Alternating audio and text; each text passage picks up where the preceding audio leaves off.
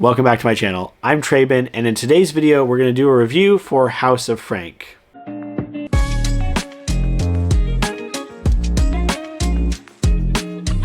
House of Frank comes to us from Easy Cat Press, which is an imprint of Binderly. So Binderly is doing these collabs basically with prominent TikTokers and YouTubers, booktubers, letting them have the power to select titles that they want to see get published. And this was well-known booktuber Easy Cat's choice, was to get this particular book published. I, for one, think that that's a very exciting and wonderful thing to allow some stories that maybe otherwise would not have gotten published the chance to shine. And while I myself am going to argue that House of Frank fits firmly into the low-stakes, cozy fantasy that is seeing a surge in popularity recently, I'd like to remind everybody that the only reason that Legends and Lattes took off the way it did is because it got independently published, and then the attention was so great in the booktube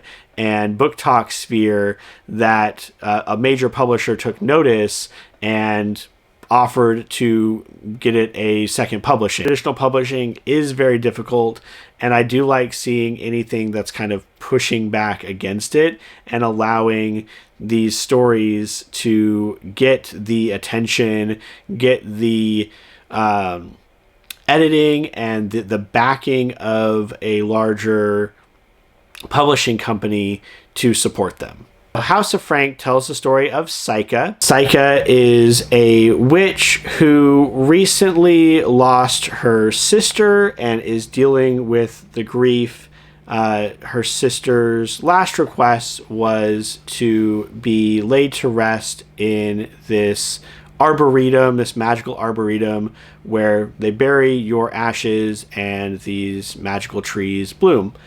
That arboretum is run by Frank, a giant 10-foot tall monster who's very nice and very pleasant. Seems like a big, fluffy, happy guy. And his eclectic house of odd, mismatch of characters. So there are a couple other witches that live there, Olivier and Hildy, as well as a couple of cherubs, Mary and Morose, a ghost named Phil, and an elf named Igneous, who we don't really see much of because he is kind of a hermit at this point. Upon her arrival at the house, it's very obvious that Syca is still struggling emotionally with the death of her sister Fiona. There is some direct address in here that was a little bit off-putting at the start, but it's because Syca is constantly referring to Fiona in the second person. She talks to her as if she's still alive because it's a comfort for her, and at least initially she is very reluctant to do the ceremony. She's having difficulty letting go, and Frank is very understanding. He tells her that she can wait and she can work in the house for a while. Everyone in the house has to work, but she's welcome to stay as long as she needs in order to get to the place that she needs to be to have this ceremony. And that's the initial setup for the story. What follows is a very slow, character-driven story held together by these different minor events going on. Syca needs to learn how the house works and how to do the chores. Olivier is at first very antagonistic toward her, so she's got someone in the house who is not seeming to be on her side. She's dealing with that kind of character conflict. We've got different things going on, just the day-to-day running of the house, and how are we going to make money, how are we going to get the eggs from the dragon that we keep in the barn, how are we going to serve a meal to this next group that's coming in for the Arboretum ceremony when we're running out of money or we're running out of resources. And slowly over time, little things start to build into a larger picture. So we have Frank, as I mentioned, running the house. His wife, Kai, passed away a number of years ago. Some of the characters knew her, some don't. Everybody in this story has some sort of background with loss, you come to find. But Frank and the house are really the central part of it. Due to things that they've done in the past, there is a connection between Syka and Frank that gradually becomes more and more obvious beyond their grief for their lost loved ones. This all culminates with a race against time to try to save the house and to save Frank, and also to come to terms with this grief, this massive amount of grief that all these characters are dealing with. At the same time, we have Syka and Olivier gradually growing closer together, growing more fond of one another. Their relationship is building. It reminded me very much of the very secret society of irregular witches in the way that it is set up, where you have an outsider coming to this house. There's a number of different character conflicts and things already happening in the house. They have to find their place there. They find love. There's a romance subplot, but also they have to find a way to reconcile things from their past. It was a very lovely, character-driven story. For most of the book, I was thinking it was going to be a solid 4. But I'll be honest in saying the end of this book emotionally gutted me, and I don't really feel like I can get into the details of this, only to say that the older I get and the more experiences I have, the more my perception of the fiction that I read has changed and I think grown in unpredictable and interesting ways. When I went back to do my reread of Miss Marvel, I was really struck not only by the friendships of the characters as I was initially, but also by the family dynamic. Now that I have a family, now that I'm a little bit older and I am on the other side of that equation. And so there are some things that happen in here that are basically magical equivalents to things that I know many people have had to face. I feel the older you get, the more you're having to come to terms with that. You're having to face these losses of family, of friends, and it hits different. Like, if I had read this in college, yeah, it would have been sad. It probably would have gotten to me still, but it's not the same when you've experienced the things that the characters are experiencing.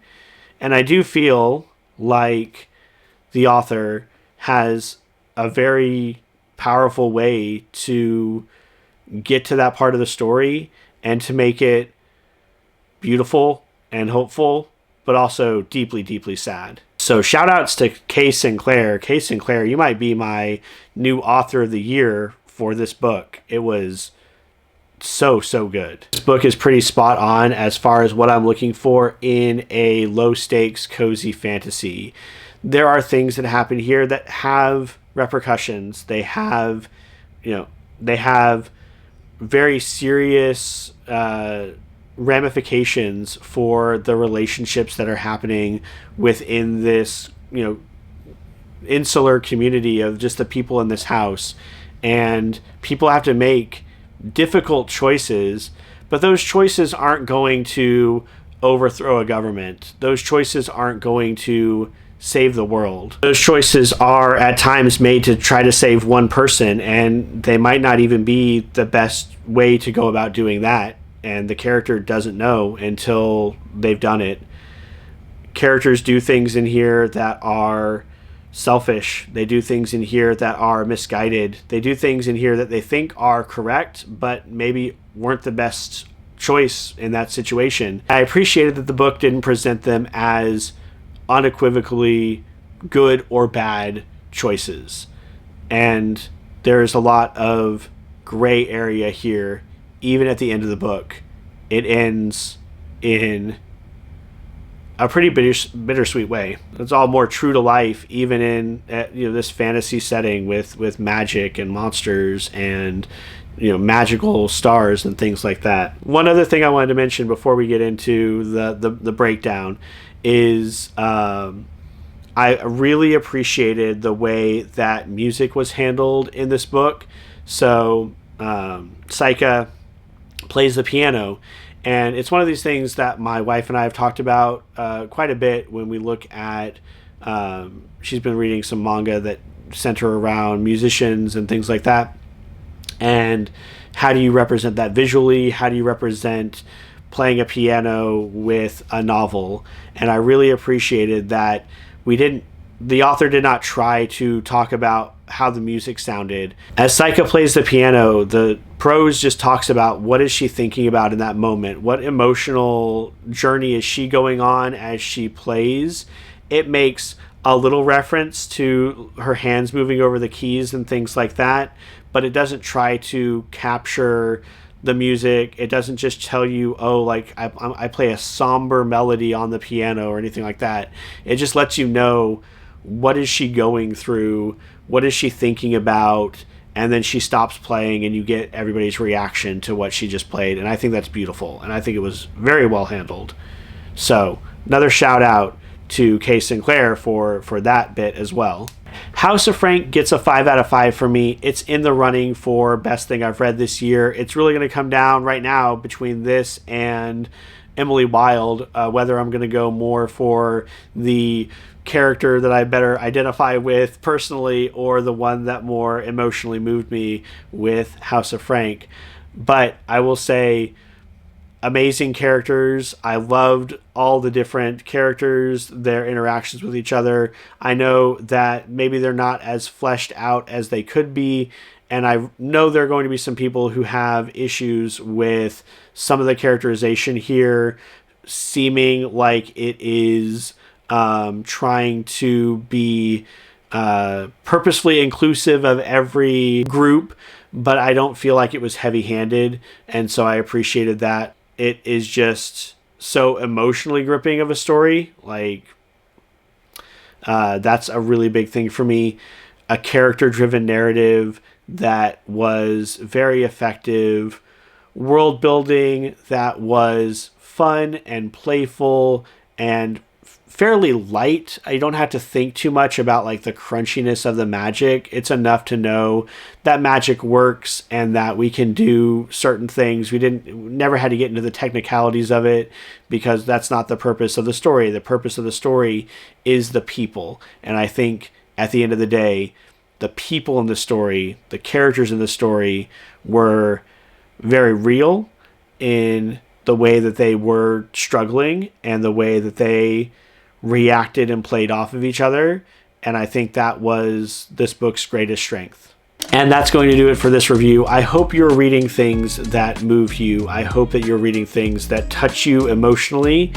Please feel free to comment down below if you've read House of Frank, if you've been thinking about picking it up. What are your thoughts? What's maybe holding you back? Let's start a dialogue and talk about it. Don't forget to like, comment, and subscribe so we can build this corner of our BookTube community. I hope your reading journey is going well. And until the next one, take care.